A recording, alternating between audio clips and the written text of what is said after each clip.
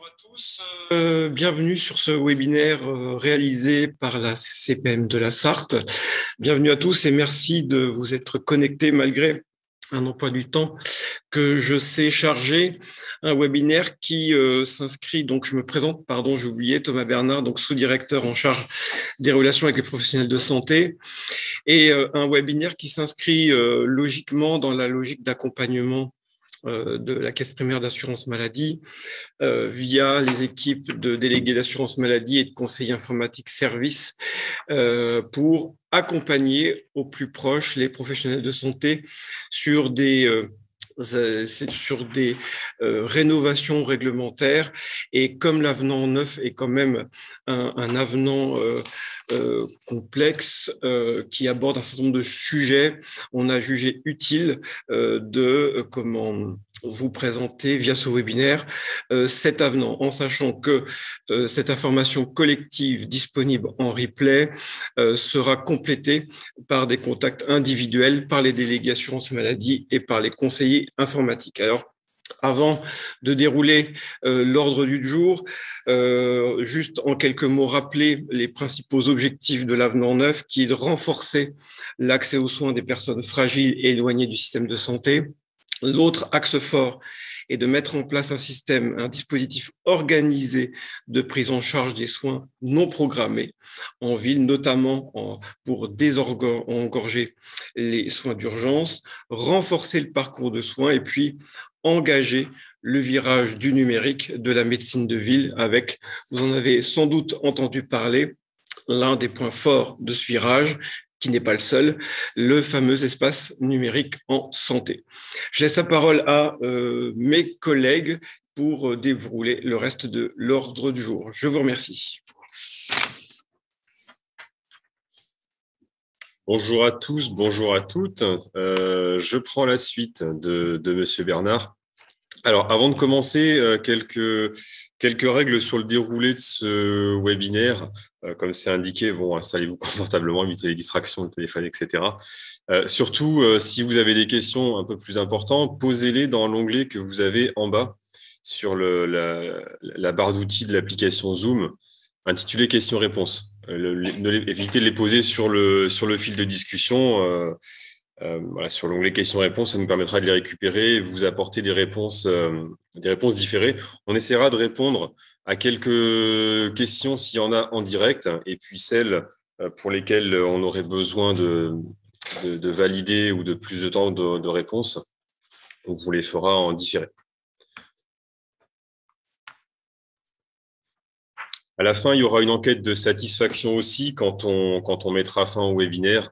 Il y a simplement 8 questions. Si vous voulez bien prendre le temps d'y répondre, ce serait gentil de votre part. Donc, je commence avec le sommaire. On a 5 points. On sera 2 intervenants sur ces parties-là. Moi-même, je suis délégué assurance maladie et ma collègue Claire Denoël, qui est conseillère informatique service. Donc, pour la première partie, on va aborder la nomenclature, la modification de la facturation, la création de consultations et l'élargissement du champ d'application de certaines majorations. Le point télémédecine avec la téléconsultation et la téléexpertise. Et Claire prendra le relais ensuite sur la partie numérique, mon espace santé, l'évolution des indicateurs du forfait structure, le service d'accès aux soins. Et je reprendrai la main sur la fin pour la partie sur le dispositif d'intéressement sur les biosimilaires. Je débute avec les nouveautés de la nomenclature. Donc, comme je vous disais juste à l'instant, la création d'une consultation complexe pour les enfants dans le cadre de l'entrée dans le dispositif de l'aide sociale à l'enfance. Une consultation très complexe pour la prise en charge des personnes en situation de handicap. L'élargissement du champ d'application de certaines majorations qui étaient déjà existantes, MIS, CTE et la visite longue. Je vous ferai un point rapide aussi sur les spécialités qui ont été revalorisées, sur certains actes qui ont été revalorisés. Ça ne vous concerne pas directement, donc on passera dessus assez vite.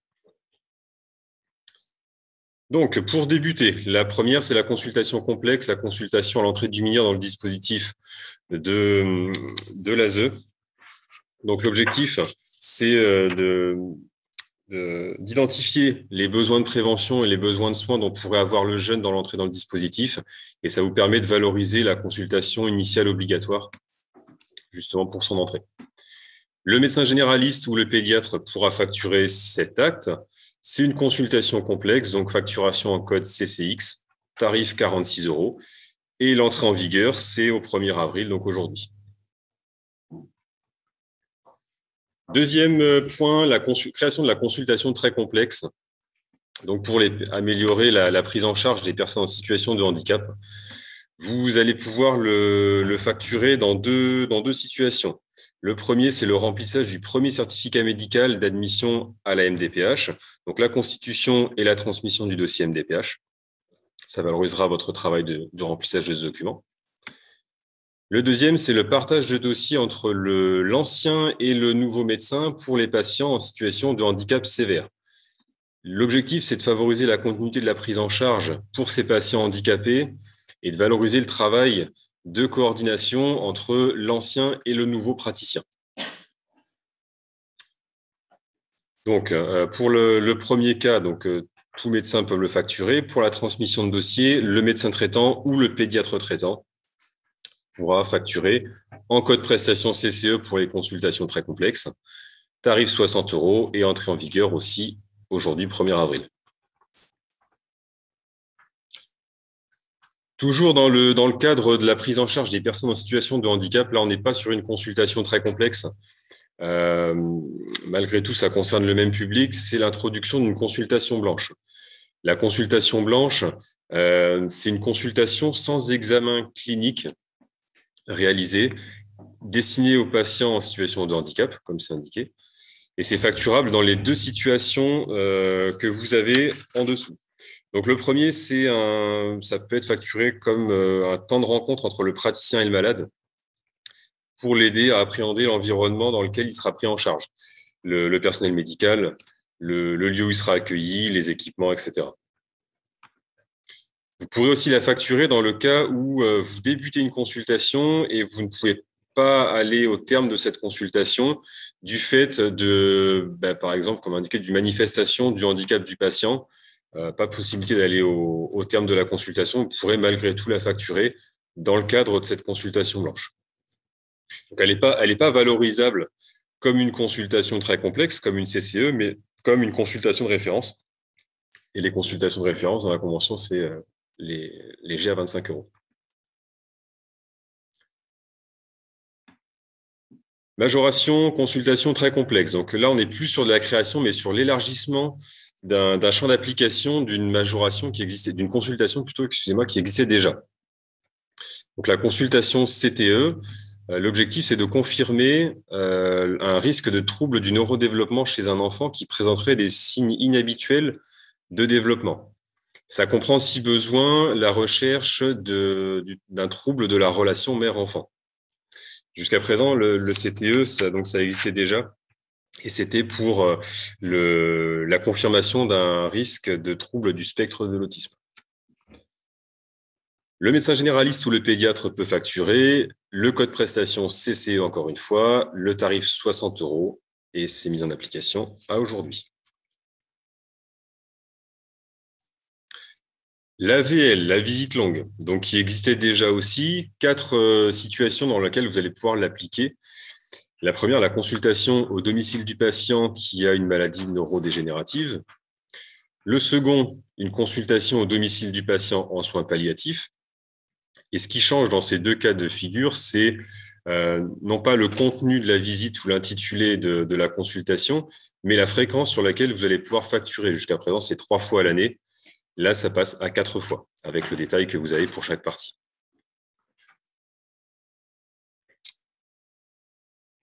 Le point numéro 4, je viens dessus directement, c'est une nouveauté, c'est la consultation au domicile du patient de plus de 80 ans. Et en affection longue durée exonérante, vous allez pouvoir facturer cette visite longue une fois par trimestre par patient. Ça, c'est une nouveauté introduite par l'avenant 9. La dernière indication, vous la connaissiez, c'est la première consultation au domicile du patient de 80 ans ou en affection longue durée qui ne pourrait pas se déplacer et qui aurait le souhait soit de changer de médecin traitant, soit de vous déclarer comme médecin traitant puisqu'il n'en avait pas avant. Et dans ce cas-là, c'est facturable une fois par patient. Le médecin traitant peut facturer cette visite longue. Le code prestation, il ne change pas, c'est VL, 60 € plus les 10 € de majoration de déplacement. Et la modification entre en vigueur avril aussi.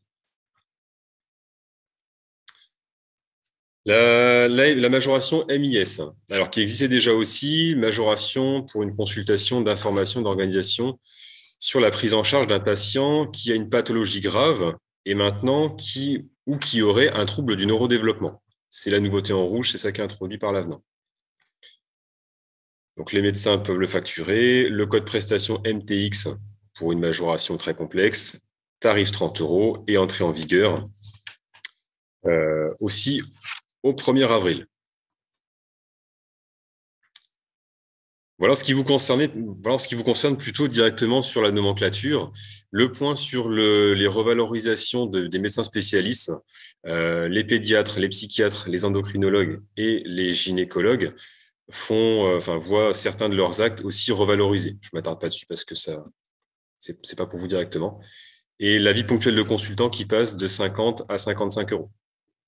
Mise en application, je vais vous surprendre aussi au 1er avril 2022. Je passe sur le deuxième point, c'est les mesures de télémédecine prévues dans cet avenant. Je commence par la téléconsultation. La téléconsultation, donc, tout patient peut être éligible à un acte de téléconsultation et tout médecin, quelle que soit sa spécialité, peut proposer un acte de téléconsultation. Pour rappel, les modalités, avoir recours à un échange en vidéotransmission, une connexion à une solution sécurisée et bien sûr avoir le consentement de votre patient. Les règles de prise en charge, le respect du parcours de soins coordonné comme pour une consultation en présentiel, alterner consultation en vidéotransmission et consultation en direct, en présentiel, et respecter une logique de territorialité aussi pour ces actes à distance. L'avenant 9, il introduit une notion, un assouplissement, c'est que le premier contact avec le patient, la première consultation, elle ne se fait pas nécessairement en présentiel comme c'était le cas auparavant, elle peut être faite maintenant à distance.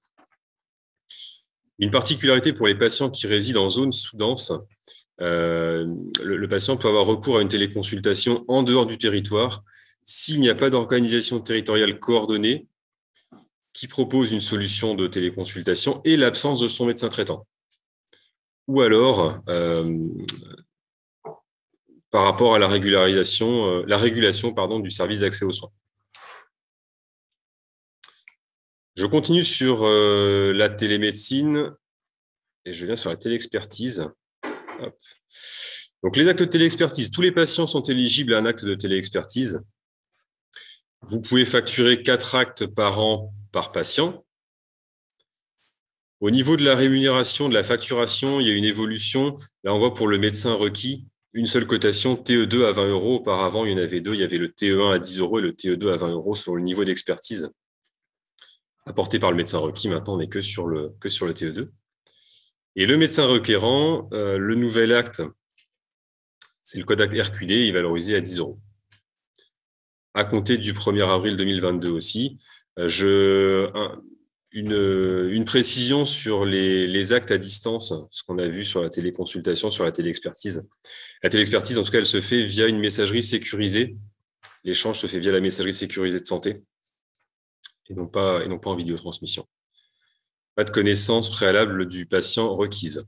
Un point aussi qui vient avec l'avenant 9, c'est que votre seuil d'activité à distance ne doit pas excéder 20% des actes que vous facturez. Je passe la main à ma collègue Claire, conseillère informatique, pour la partie numérique. Bonjour à tous, Claire Denoël, conseillère informatique service à la caisse primaire. Je prends le relais pour la partie numérique de l'avenant 9. Je vais commencer par vous présenter mon espace santé. Donc, les Sartois ont reçu un mail ou un courrier postal pour bénéficier de mon espace santé. Donc, mon espace santé a 4 fonctionnalités majeures. Dont 2 sont disponibles dès aujourd'hui et 2 arriveront courant 2022. Donc, vous avez un dossier médical avec une partie document et une autre partie profil médical, une messagerie de santé qui leur permettra aux usagers de recevoir des messages de leurs professionnels de santé. Et donc, deux autres fonctionnalités qui seront déployées courant 2022, qui seront la gestion d'un agenda de santé. Le patient pourra gérer dans un seul endroit tous ces événements de santé et le catalogue de services qui va permettre de référencer des applications de santé qui vont pouvoir communiquer avec le service Mon Espace Santé. On va faire un focus sur le dossier médical, donc deux parties, comme je vous l'indiquais, une partie documents de santé, une partie profil médical. Sur les documents de santé, c'est réparti en 10 rubriques. Donc, cet espace permet de stocker les documents issus d'examens médicaux et l'ajout peut être fait par les professionnels de santé et par les patients. Côté profil médical, 12 catégories. Donc là, ce profil médical est à renseigner par l'usager ou le patient. Et c'est des champs libres. Donc, il peut renseigner ses maladies et sujets de santé, ses traitements, les hospitalisations et chirurgies qu'il a eues, son entourage et ses volontés de soins de vie, ses antécédents médicaux, ses allergies, ses vaccinations, l'historique de soins, là, c'est la partie de l'assurance maladie, ses habitudes de vie, ses mesures, les professionnels de santé qui l'entourent et ses pièces administratives. Concernant la messagerie sécurisée de santé, donc vous connaissez de votre côté la messagerie sécurisée pour échanger avec d'autres professionnels de santé. Là, ça va vous permettre d'échanger avec vos patients. Vous utiliserez votre messagerie sécurisée de santé pour leur écrire. Vous devrez connaître l'INS de chaque patient pour pouvoir leur écrire. Cet INS est composé de 15 caractères, c'est le numéro de sécurité sociale, plus 5 traits d'identité, mais on y reviendra après. Donc, ça vous permettra d'écrire à vos patients. Le patient ne peut pas être à l'initiative de la conversation, il peut uniquement vous répondre et vous pourrez clôturer la conversation. Si un patient vous contacte suite à une réponse qu'il vous fait pour une situation d'urgence, votre responsabilité ne pourra pas être engagée. Donc, l'INS, je vous en ai parlé à l'instant. Donc, l'INS, c'est l'identifiant national de santé. Il est composé du matricule, plus 5 traits d'identité à l'état civil. Donc, ça, il faudra le valider avec votre logiciel, puisque vous verrez les services INSI qui sera disponible depuis votre logiciel. Je vais vous partager une vidéo afin de vous expliquer plus en détail l'INS.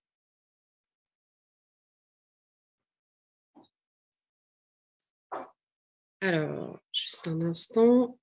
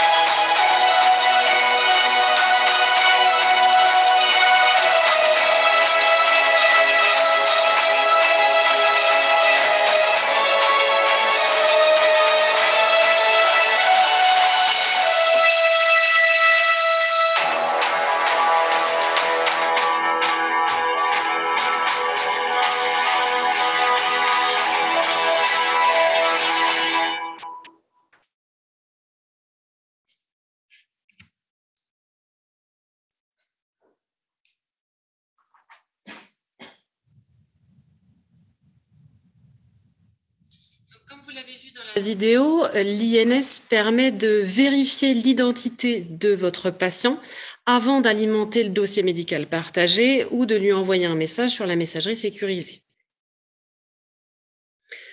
Donc, c'est un nouveau service pour les usagers, c'est une continuité pour vous. En effet, pour le patient, c'est mon espace santé, mais pour vous, en tant que professionnel de santé, ça reste le dossier médical partagé et la messagerie sécurisée de santé. Et tout ça autour de l'INS validé et vérifié. Donc, tous ces services correspondent au virage numérique en santé et l'objectif majeur, c'est de déployer tous ces services et que vous y ayez accès depuis vos logiciels.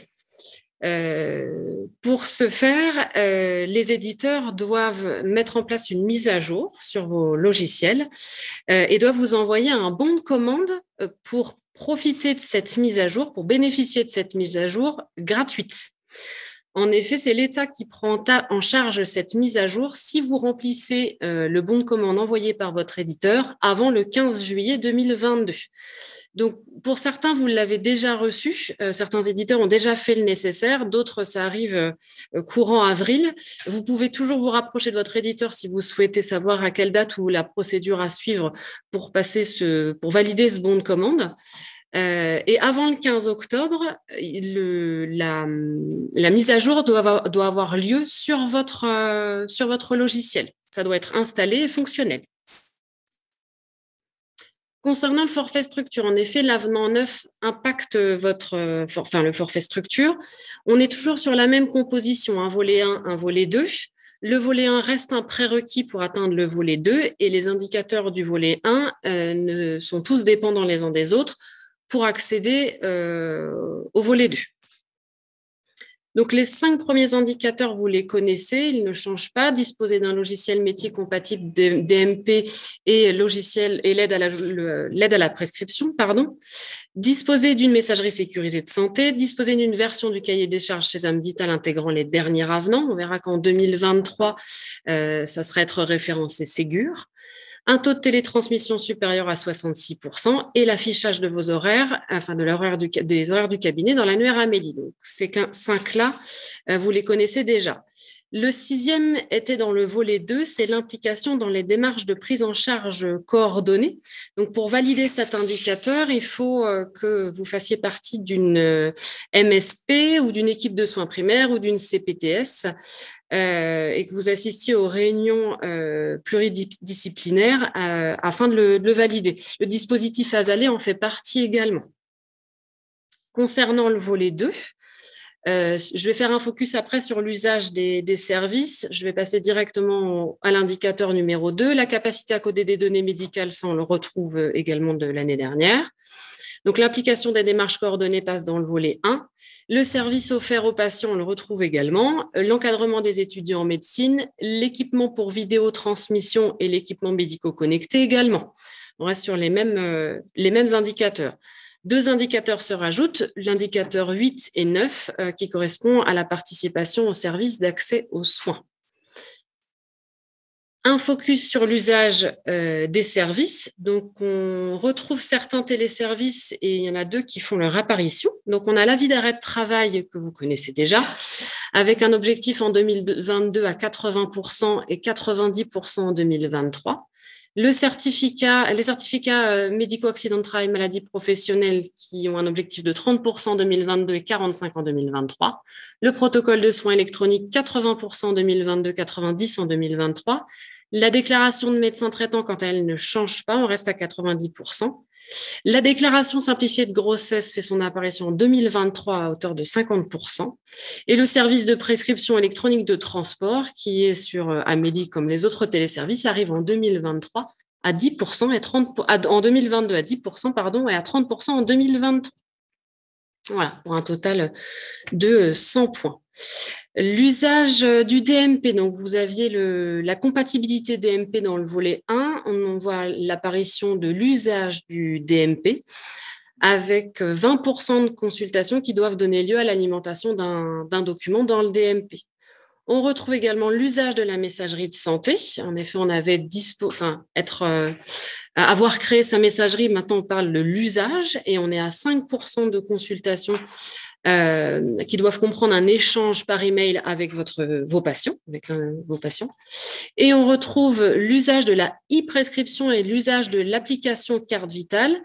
Là, ça sera pour 2023. La e-prescription arrivera à 50%, l'usage de l'application carte vitale à 5%, mais on aura le temps de revenir sur ces deux téléservices un peu plus tard dans l'année 2022.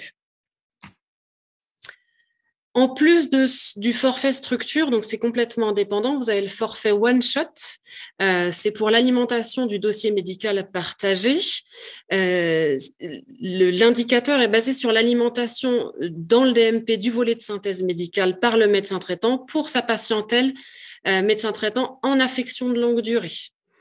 La rémunération forfaitaire, c'est 1 500 € si vous alimentez le DMP d'au moins 50% de la patientèle ALD.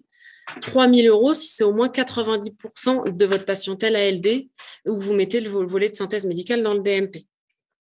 Cette rémunération est calculée sur la taille de votre patientèle médecin traitant et elle peut être majorée de 20% si au moins un tiers des volets de synthèse médicaux que vous renseignez sont au format structuré. La période d'observation de ce forfait, c'est du 1er janvier 2022 au 30 juin 2023 et le versement aura lieu au courant du 2e semestre 2023. Je vais passer au service d'accès aux soins. Donc, par rapport au service d'accès aux soins, la démarche... je vais laisser Thomas Bernard faire une petite introduction. Pardon. Bonjour à tous. Donc, pour information, qu'est-ce que c'est que le SAS pour la culture un peu des uns et des autres?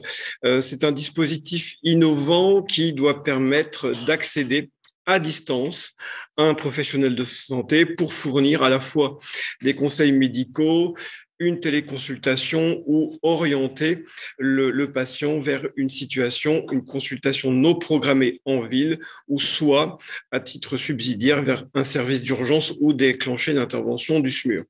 C'est un dispositif innovant avec, sur le plan national, 22 territoires expérimentateurs sur 13 régions.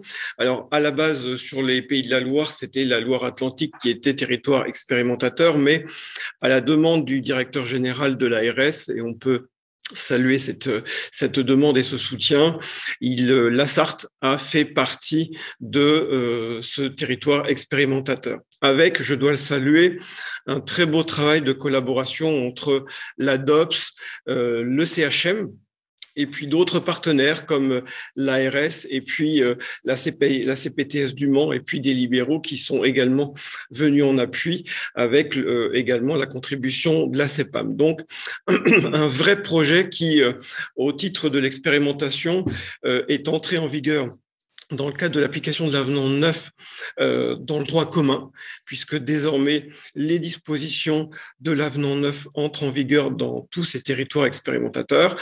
Et donc, je vais laisser mes collègues vous présenter plus dans le détail les grands principes qui doivent gouverner l'application de cet avenant 9 sur le projet de SAS.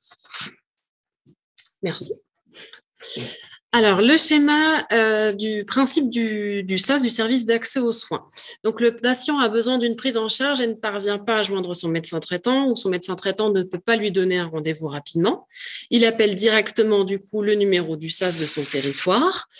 Le régulateur s'assure, lui, que le patient a bien contacté ou a essayé de contacter son médecin traitant.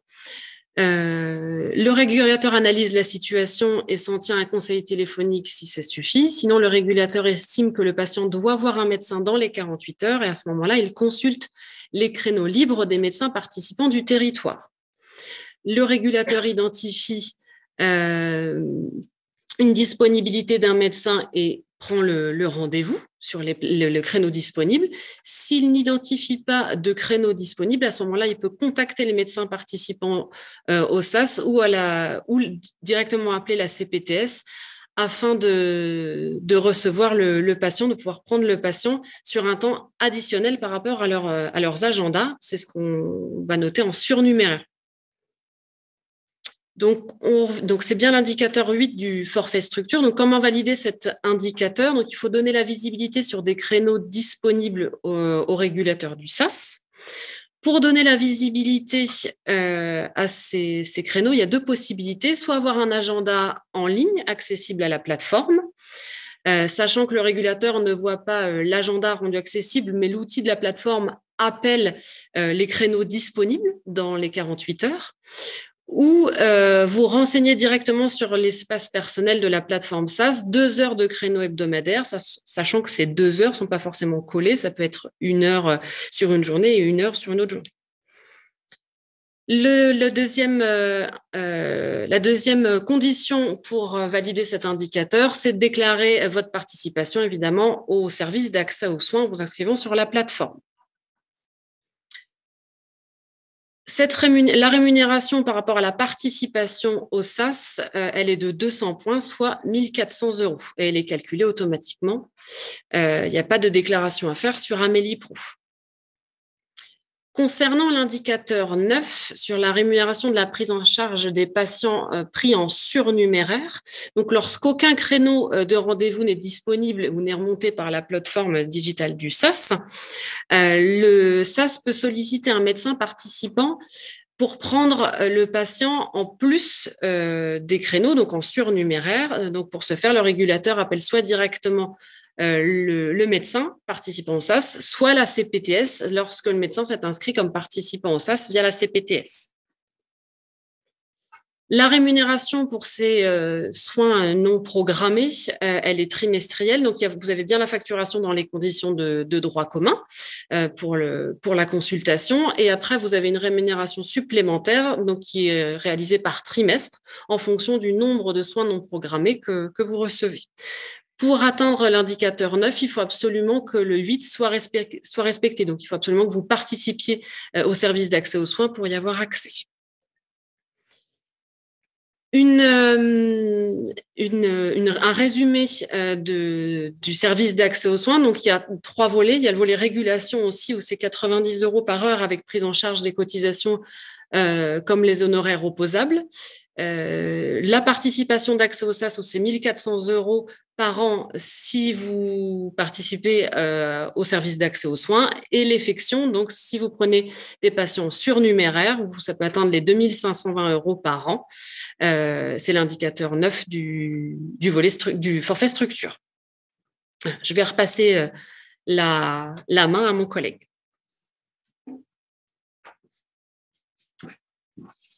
Je prends la suite de Claire. Alors, sur le dernier dispositif, le dernier point de ce webinaire, c'est le dispositif d'intéressement aux biosimilaires.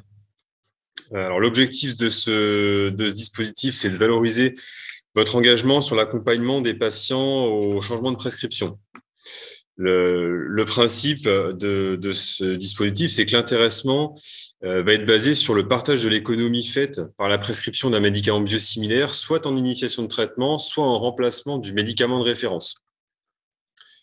La répartition, elle se fait sur la base que vous avez à l'écran, 30% pour la profession pour vous et 70% pour l'assurance maladie sur l'exercice 2022. Et en 2023, 20% pour les médecins libéraux et 80% pour l'assurance maladie.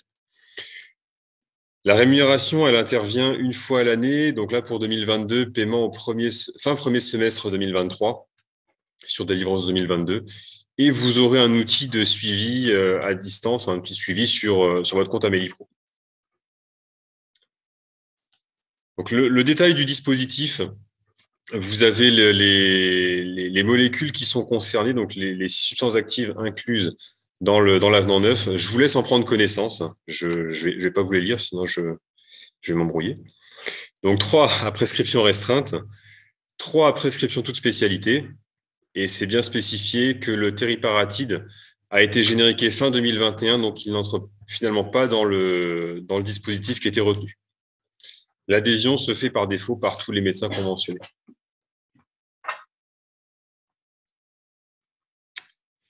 Donc, pour la suite, voilà nous ce qu'on peut vous présenter comme nouveauté ou tous les éléments de l'avenant 9. Vous aurez en complément de ce webinaire, bon, vous l'aurez en replay à disposition, vous aurez l'accompagnement de la part des conseillers informatiques services, des délégués assurance maladie et des médecins conseils aussi si besoin, notamment sur la partie des biosimilaires. Donc, on a terminé notre présentation. On va regarder s'il y a quelques questions auxquelles on peut apporter réponse. Donc, soit là tout de suite, soit un petit peu plus tard. Non, il n'y a pas de... Hop. Si, Claire, tu as quelque chose ? Oui, il y avait une question par rapport aux téléconsultations. Donc, je pense qu'elle se rapporte au forfait structure, au volet 2 du forfait structure. Sur l'équipement en vidéotransmission, seuls les équipements payants sont déclarables sur cet indicateur-là. C'est si vous payez un abonnement, vous pouvez bénéficier des points de cet indicateur. Si c'est un abonnement gratuit, vous ne pouvez pas le déclarer. Voilà. Je ne sais pas s'il y a d'autres questions du coup, auxquelles on peut répondre. Alors, je vous demande un instant. Question sur le SAS. Alors, il y a une question sur le SAS. Alors, où s'inscrire pour le SAS, pour l'instant, sur le département, c'est pas fixé. C'est en cours de négociation et de mise en place par rapport à la plateforme du SAS. Donc, dès que la plateforme sera mise en place, dès que tout sera installé, vous serez tenu informé. Bon, on regardera la liste des autres questions, peut-être s'il y en a qui n'ont pas trouvé réponse, et on vous fera des retours par écrit. Merci beaucoup de nous avoir écoutés. Je laisse la parole du coup à Thomas Bernard pour la conclusion du webinaire. Merci pour votre disponibilité. Je pense que c'était pour un certain nombre d'entre vous utile de rebalayer tous les engagements conventionnels qui sont contenus dans l'avenant 9. Comme vous avez pu le voir et comme je le disais en guise d'introduction, c'est un avenant qui concerne beaucoup de choses, d'où l'accompagnement complémentaire avec les conseils informatiques, les délégués assurance maladie et le cas échéant sur les biosimilaires par un médecin conseil. Alors, sur la profession médicale, c'est le premier webinaire qu'on animait. Donc, n'hésitez pas à compléter le petit questionnaire qui apparaîtra d'une façon ou d'une autre, j'avoue, à la clôture de cette petite visio. Donc, n'hésitez pas à compléter, y compris sur les axes que vous estimez être d'amélioration. N'hésitez pas à nous le dire, et y compris sur les éléments positifs. Donc, merci pour votre disponibilité. Et puis, je vous souhaite une agréable journée et à bientôt. Au revoir.